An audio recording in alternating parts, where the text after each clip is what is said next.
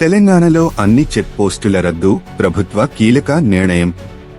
హైదరాబాద్. తెలంగాణ ప్రభుత్వం ఒక కీలక నిర్ణయం తీసుకుంది.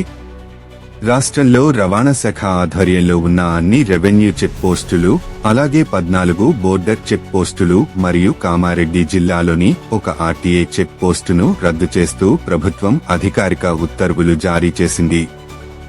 ప్రభుత్వ వర్గాల సమాచారం ప్రకారం చెక్ పోస్టుల కారణంగా రవాణా రంగంలో ఏర్పడుతున్న అవాంతరాలు, ఆలస్యం, అవినీతి, ఇంధన వ్యయం వంటి సమస్యలను నివారించడమే ఈ నిర్ణయానికి ప్రధాన ఉద్దేశ్యం. ఈ రద్దుతో అంతర్రాష్ట్ర రవాణా సులభతరం కానుంది. వాహనాల కదలికలో సమయపాలన మెరుగుపడుతుంది. అనవసర ఆర్థిక భారం తగ్గనుంది.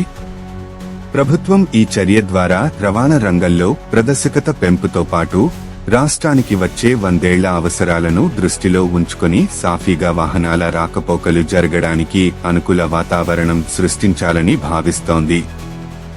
మొత్తంగా తెలంగాణలో చెక్ పోస్టుల రద్దు నిర్ణయం రవాణా రంగానికి కొత్త దిశగా మారిందని అధికారులు పేర్కొన్నారు.